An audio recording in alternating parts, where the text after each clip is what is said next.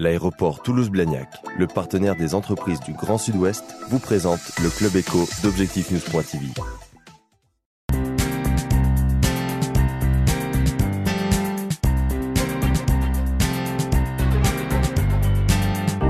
Bonsoir et merci de nous rejoindre sur objectifnews.com et objectifnews.tv. Notre invité ce soir, Vincent Lemaire, président de Safra. Bonsoir.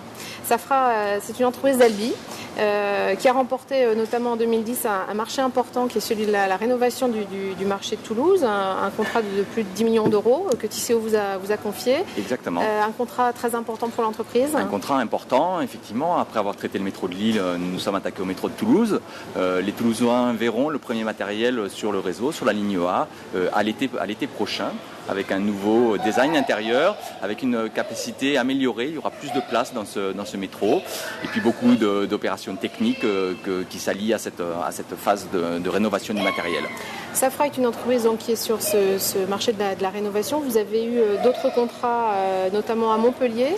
Il s'agit d'une activité importante de l'entreprise. C'est la première activité de l'entreprise, effectivement. Nous sommes vraiment spécialistes des matériels de transport public urbain, qu'ils soient routiers ou ferroviaires. Nous avons travaillé récemment sur le métro de Marseille, sur le tramway de Grenoble, sur le tramway de Bordeaux, sur le métro de Lille, je vous l'ai cité, et actuellement Toulouse. Enfin, nous travaillons actuellement également sur le train d'Épingle. C'est le train qui est exploité par Veolia et qui fait Nice-Digne.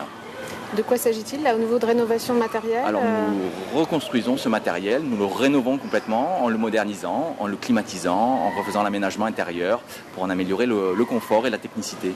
Donc vous visez, on voit bien les collectivités locales. Il y avait eu une baisse d'activité liée à la crise économique. Est-ce que vous sentez que c'est en train de repartir? Alors effectivement, les finances des collectivités locales sont difficiles, on le sent. Pour autant, le sujet du transport public est un sujet particulièrement majeur. L'encombrement des villes est un réel problème, que ce soit à Toulouse, à Lyon ou dans toutes les villes de France. Donc les collectivités ont volonté d'investir dans ce domaine-là.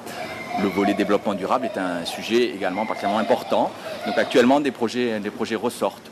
Des appels d'offres sont en cours à Rouen, à Lille, à Caen. Nous sommes sur ces contrats-là et nous avons tenté de les gagner. Qui sont vos concurrents, les concurrents français? Nous avons des concurrents français et des concurrents dans toute l'Europe. Donc nous sommes à chaque fois 5-6 concurrents à répondre à ces marchés.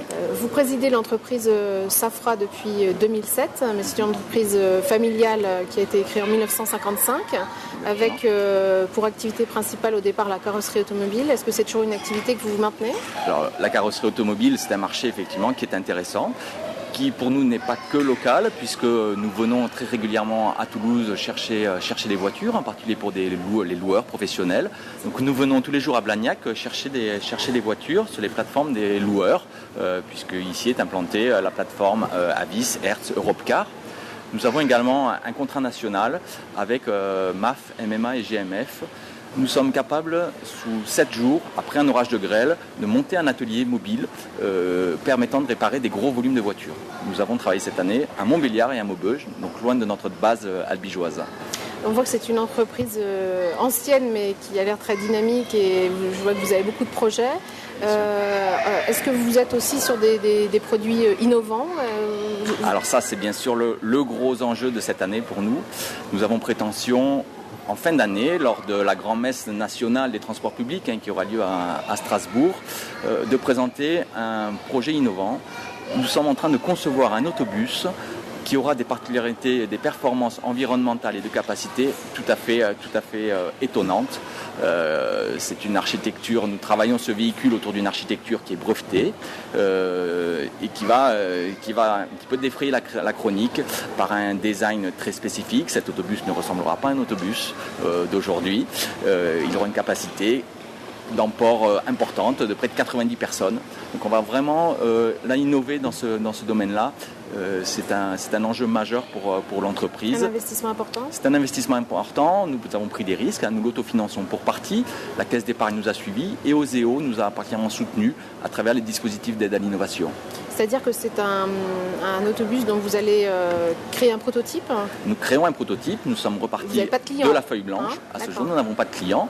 Nous sommes actuellement en phase de discussion pour rechercher le client qui expérimentera ce véhicule. Et vous vous doutez que nous le recherchons à l'échelle régionale. C'est-à-dire que vous pourriez proposer cet autobus notamment à Toulouse?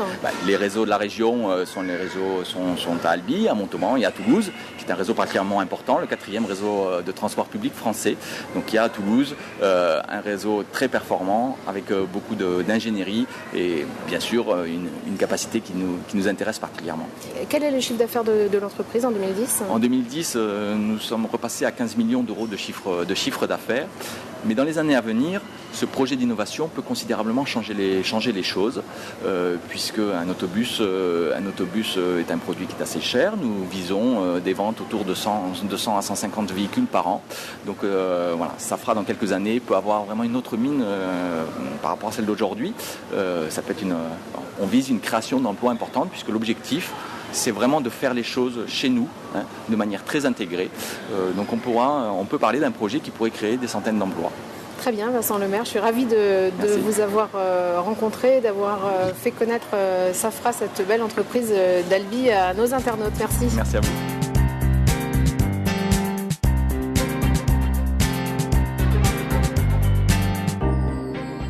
L'aéroport Toulouse-Blagnac, le partenaire des entreprises du Grand Sud-Ouest, vous présente le Club Éco d'Objectif News.tv.